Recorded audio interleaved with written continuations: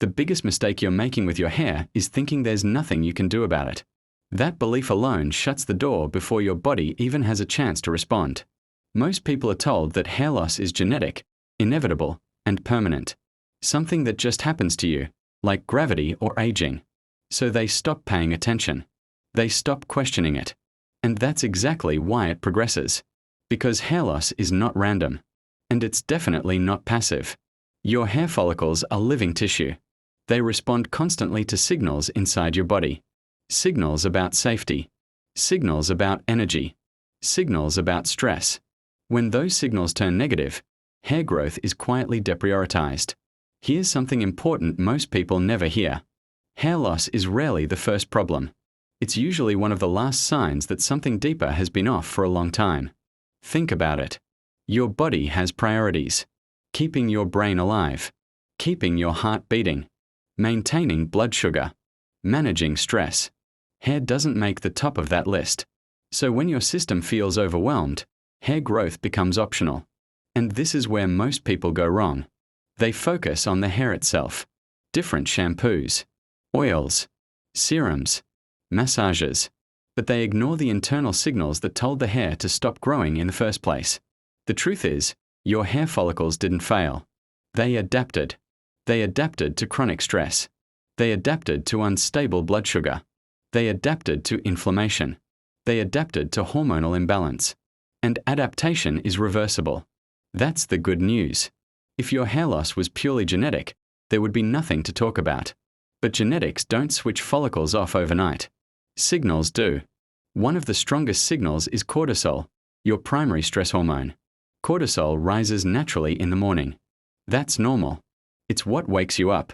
But when cortisol stays elevated for hours, day after day, it changes blood flow, reduces nutrient delivery to the scalp, and shifts hormones away from growth and repair. Here's the part that surprises most people. You can reduce that signal within the first hour of your day. And when you do, the body stops reinforcing the shutdown message to your hair. Another major signal is insulin. When blood sugar spikes and crashes repeatedly, inflammation increases. Microcirculation suffers. Hair follicles receive less oxygen and fewer nutrients. Over time, they enter a resting phase and stay there. This is why hair thinning often appears alongside fatigue, stubborn weight gain, poor sleep, or brain fog. They're not separate issues. They're different expressions of the same internal environment. And here's something you can start noticing immediately. When your metabolism is calmer, when your stress response is controlled, when your blood sugar is stable, shedding often slows down before regrowth even begins. That alone is a powerful sign you're moving in the right direction. The goal is not to force hair to grow. The goal is to stop telling your body that it's unsafe to grow it. And that starts with removing the signals that say not now. In the next part, we are going to break down exactly how stress hormones, metabolic slowdown, and inflammation quietly sabotage hair growth. You'll understand why even people who eat well and exercise can still lose hair, and what specific internal switches need to be flipped to change that trajectory. To understand why hair loss continues even when you try to do everything right, we have to talk about what's happening beneath the surface. Because most hair loss today is not caused by a single factor. It's the result of several systems being slightly off for a long time. Let's start with stress, but not the way it's usually explained. Stress is not just an emotional state. It's a biological condition. When your body perceives stress, whether from work, poor sleep, under-eating, overtraining, or constant mental pressure, it shifts into conservation mode. Blood is redirected away from non-essential tissues. Repair slows down. Growth is postponed. Hair follicles feel this immediately. Chronic cortisol elevation tightens blood vessels in the scalp. Less blood flow means less oxygen. Less oxygen means fewer nutrients. And without those inputs, follicles shorten their growth phase. Hair becomes thinner. It sheds faster. And regrowth slows. But cortisol doesn't act alone. High cortisol disrupts insulin sensitivity. When insulin signaling becomes inefficient, blood sugar stays elevated longer than it should. This creates low-grade inflammation. Not enough to make you feel sick, but enough to interfere with delicate tissues like hair follicles. Inflammation stiffens capillaries. It alters hormone conversion. It changes how nutrients are delivered. And over time, It creates an environment where hair growth feels like a luxury your body can't afford. This is why simply eating healthy isn't always enough. If meals are poorly timed, if protein is too low, or if blood sugar is constantly spiking, the internal environment remains unstable. Now let's talk about hormones, because this is where confusion usually sets in. Most people blame hair loss on testosterone or DHT alone. But hormones don't act in isolation. They act in context. DHT becomes problematic mainly when inflammation is high and circulation is poor. In a calm, well-nourished system, DHT is not automatically destructive. The real issue is hormonal imbalance combined with metabolic stress. When thyroid function slows, even slightly, hair growth slows with it.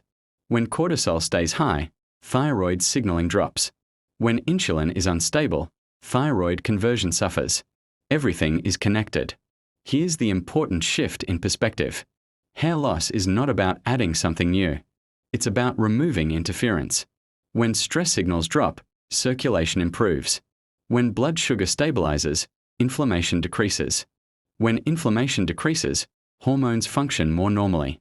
When hormones normalize, follicles receive the green light to re-enter growth mode. This is why people sometimes notice reduced shedding before they notice regrowth. The shutdown signal fades first.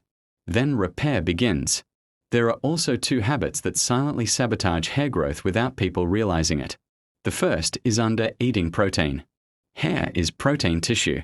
If intake is low, the body reallocates amino acids to more critical functions. Hair waits. The second is poor sleep timing. Sleeping too late or too inconsistently disrupts growth hormone release. Growth hormone plays a direct role in tissue repair, including hair follicles. Fixing these doesn't require extreme measures. It requires alignment. And this is where things start to change quickly. When you correct just a few of these signals, the internal environment shifts faster than most people expect. In the next part, we are going to lay out exactly how to calm these systems down in a practical way. What to adjust first. What actually matters. And what most people waste time worrying about. Because once the environment is right, hair growth is no longer something you chase. It's something your body naturally resumes. Now let's talk about what actually changes the signal. Not theories. Not trends. Real adjustments that tell your body it's safe to grow hair again. The first shift is metabolic stability. Hair follicles thrive in consistency, not extremes. Skipping meals, crashing diets, or overtraining send the opposite message. When your body senses unpredictability, it conserves. Growth slows. Start by anchoring your day with a stable first meal. Protein is non-negotiable here. Protein early in the day lowers cortisol, stabilizes blood sugar, and reduces inflammatory signaling. This alone improves circulation to the scalp within weeks. The second shift is blood flow. Hair follicles are only as healthy as the blood supply that feeds them. Gentle daily scalp stimulation increases circulation without triggering stress. This is not aggressive rubbing or pain. It's about signaling, not force. But circulation doesn't start at the scalp. It starts systemically. Walking, light resistance training, and avoiding long periods of sitting improve vascular function throughout the body. When blood flow improves globally, the scalp benefits automatically. The third shift is stress calibration. Eliminating stress is impossible, but lowering unnecessary stress is powerful. Short breathing resets. 10-minute walks. Light exposure in the morning. These are not lifestyle cliches. They directly lower cortisol and improve hormonal balance.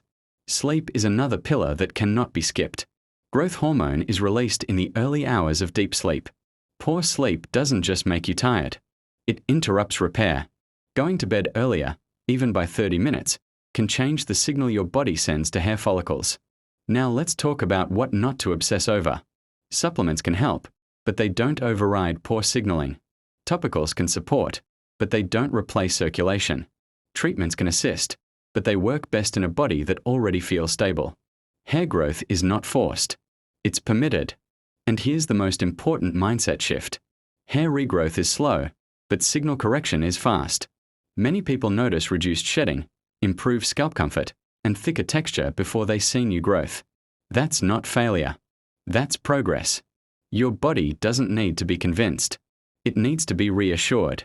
If you stop sending stress signals, if you stabilize energy availability, If you improve circulation and sleep, hair follicles gradually re-enter their growth phase. This doesn't happen in days, but it does happen, and it happens more often than people are told. If this helped you understand what's really happening with your hair, make sure to subscribe and like this video. We focus on practical, science-based guidance that helps your body work with you, not against you. Because once you stop fighting symptoms and start correcting signals, changes become predictable. And hair is no exception.